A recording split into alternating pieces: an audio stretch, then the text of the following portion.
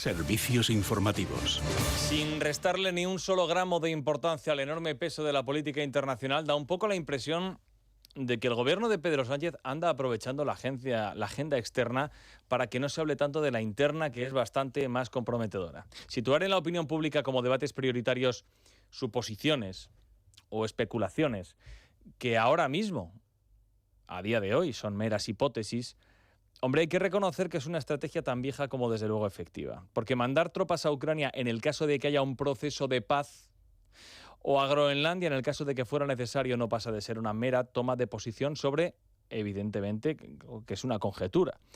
No está mal, ya decimos, como estrategia de despiste para tapar el incendio en el Consejo de Ministros por la política de vivienda, o el escándalo de la financiación autonómica con la cual el gobierno de España está beneficiando a Cataluña. Y no está mal para tapar los favores a los socios que terminaron el año muy enfadados. Miren, Pedro Sánchez está apretando el acelerador.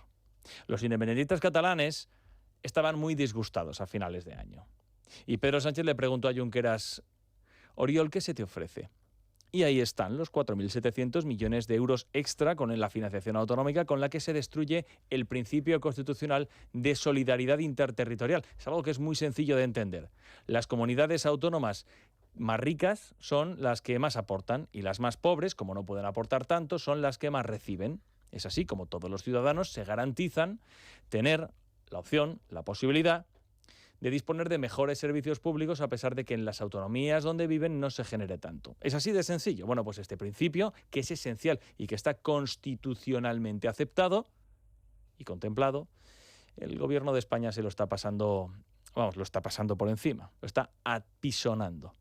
Esto por un lado, el favor a los independentistas catalanes. Por otro lado, si lo recuerdan los nacionalistas vascos, el año lo terminaron también muy enfadados, estaban en el PNV, porque es que el presidente del gobierno no cumple con lo que promete. Qué sorpresa, ¿verdad? El pasado lunes escucharon este informativo al líder del PNV, Aitor Esteban, haciendo esta advertencia al presidente Sánchez. Bueno, pues como comprenderán, de brazos cruzados no nos vamos a quedar. No somos gente de aspavientos, pero yo creo que es un tema capital, es muy grave, porque además los plazos fueron fijados por el propio presidente español y no es serio que estemos en estos momentos ya con el última fecha rebasada, ¿no? Entonces, bueno, la cosa es grave, pero vamos a ver qué es lo que ocurre durante estos 5 días y intentemos ser optimistas. Si no, ya le digo, de brazos cruzados no nos vamos a quedar. Ojo, Pedro, que como no cumplas, igual hacemos algo. ¿A qué se estaba refiriendo exactamente el líder del PNV, Aitor Esteban? A las transferencias que estaban comprometidas por el presidente del gobierno. ¿Y qué ha hecho Pedro Sánchez esta mañana? Pues lo mismo que con los independentistas catalanes. Ser muy diligente, cerrando en el último momento el traspaso al País Vasco de esas 5 competencias que reclamaban, entre ellas las prestaciones por desempleo. ¡Qué velocidad!, ¿verdad? ¡Qué premura! ¿Cuánta diligencia por parte del presidente del gobierno?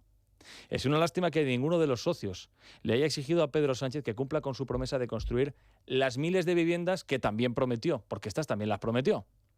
Es una pena, porque de haberlo hecho, de haber exigido a Pedro Sánchez la construcción de tantas viviendas, llevarían ya muchos años construidas, porque el presidente del gobierno tiene mucha diligencia con sus socios. ¿Por qué?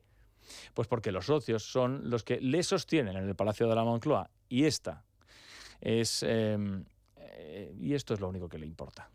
Esta es la única prerrogativa con la que juega Pedro Sánchez. Total, que mientras el presidente del gobierno continúa haciendo como que hace cosas, lo cual es muy trabajoso, no crean ustedes, los que siguen trabajando son los miembros de la Guardia Civil y de los tribunales, porque la corrupción sigue estando ahí. Por ejemplo, José Luis Ábalos pidió junto con Koldo salir de la cárcel.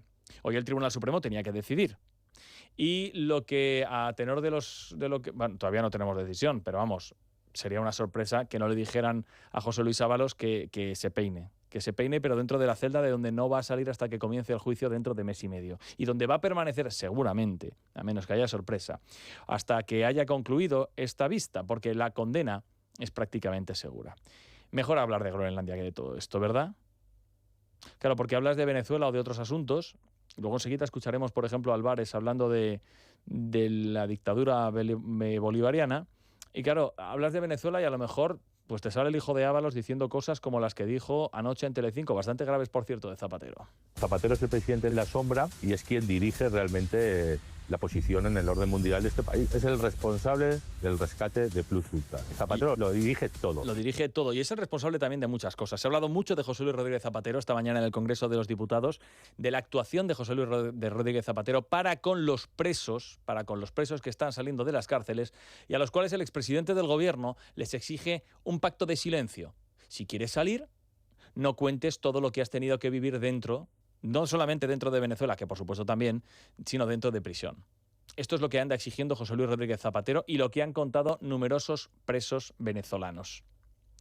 Pero bueno, Zapatero está en paradero desconocido, todavía continúa ignoto, ¿eh? Y hoy, hombre, además, ¿de quién se habla? ¿De quién se habla hoy también, José Luis? De Super Santos Cerdán. Pues eso mismo. Miren, la Unidad Central Operativa de la Guardia Civil le ha pedido esta mañana al juez del Supremo que lo investiga, que lo autorice para investigar las cuentas de la cooperativa de Santos Cerdán y de los ejecutivos de Acciona que supuestamente andaban metidos en el enjuague de las mordidas. Esa cooperativa que la UCO pide investigar se llama Ercolán. Y dirá, hostia, ¿por qué esto es importante? Pues miren, porque Servina Bar, cuyo dueño era Cerdán, pero tenía el 45%, le transfirió 367.000 euros. Y como el exsecretario de Organización del Partido Socialista era muy mirado con los suyos, colocó en Ercolán a su hermana. De manera que los pagos recibidos procedentes de Servina Bar habrían tenido por objeto soportar el abono de las nóminas de la hermana de Santos Cerdán. La familia siempre es lo primero. De hecho, Servina Bar era una empresa donde trabajaba también la Paqui, la mujer de Cerdán. La recordarán porque es que ella era la que le daba gusto a la tarjeta de crédito de Servina Bar para regocijo de las dependientes del Corte Inglés, que se frotaban las manos cada vez que la veían asomar subiendo por las escaleras mecánicas. Bueno, pues todo esto es lo que está investigando la Unidad Central Operativa de la Guardia Civil. Pero para el gobierno, evidentemente, muchísimo mejor hablar de las tropas españolas en Ucrania una vez que haya proceso de paz, si es que hay proceso de paz. La Guardia Civil también está investigando, no crean, a Leire Díez Castro, esta fontanera colocada por Santos Cerdán al frente de la cloaca del Partido Socialista. Esta señora que pensábamos que no tenía mayor relevancia hasta que nos enteramos que lideraba supuestamente con el expresidente de la SEPI, la mano derecha de María Jesús Montero, un entramado corrupto en el que andaban cobrando todo tipo de mordidas a cambio de servicios públicos. Es que se nos olvida, pero Leire era el peón de Santos Cerdán en Ferraz y Vicente Fernández, tras abandonar la SEPI, estuvo trabajando en Servina Bar, la empresa de Santos Cerdán. Vaya triángulo, verdad que todo siempre queda en casa. Hay que ver cómo cambian las cosas. Oiga, miren, desde luego un suspiro. Del mismo modo que María Jesús Montero pasó de decir que Santos Cerdán era uno de los mejores secretarios de organización que ha tenido la historia de este partido, a decir cuando encarcelaron a Santos Cerdán que ya era una persona que no tiene que ver con el Partido Socialista. Del mismo modo que con Cerdán ha vuelto a comportarse esta mañana la vicepresidenta de Hacienda del Gobierno cuando ha salido a desvincularse de quien fuera su mano derecha. En la SEPI fue la encargada de rescatar a Air Europa o Plus Ultra. Son rescates que están bajo sospecha. Y ha recurrido a María Jesús Montero a la vieja estrategia de confundir deliberadamente la parte con el todo. La oposición critica al expresidente de la SEPI, al que Montero le guardó el puesto 18 meses porque tenía muchísima confianza en él. Bueno, la oposición, decimos, no critica a todos los trabajadores. Critica al expresidente de la SEPI, pero la vicepresidenta juega al despiste. No hay nada achacable a un mal funcionamiento que se pueda trasladarle a la SEPI y, por tanto, lo que tendremos que ver es si los comportamientos de personas concretas, cuando los tribunales los sustancian, han sido delictivos o no han sido delictivos. Los procedimientos, los controles, los préstamos, las devoluciones de los préstamos, los cuerpos y fuerzas de seguridad hasta la fecha no lo han puesto en duda, así que defiendo el honor, la profesionalidad y el prestigio de SEPI. No se puede trasladar, dice María Jesús Montero, un mal funcionamiento a la SEPI, a pesar de tener al expresidente de la SEPI que ha pasado unos días en el calabozo y que está bajo sospecha por haber cobrado contratos. No se puede trasladar un mal funcionamiento. María Jesús Montero habla de su mano derecha como personas concretas. Santos Cerdán decía, el mejor secretario ya no forma parte del Partido Socialista. Bueno, pues Vicente Fernández, el expresidente de la SEPI, personas concretas, así en genérico. No, una persona concreta, a la cual María Jesús Montero le guardó el puesto casi un año, bueno, más de un año entero, 18 meses, año y medio, en la SEPI. En todo caso, cuidado, porque si María Jesús Montero está poniendo la mano en el fuego, en sentido figurado, por la SEPI, también lo hizo en su momento por Santos Cerdán. Cuidado, no vaya a ser que en esto también se queme la ministra calcinada. Es noticia. con Juan Pablo Polvorinos. Es Radio.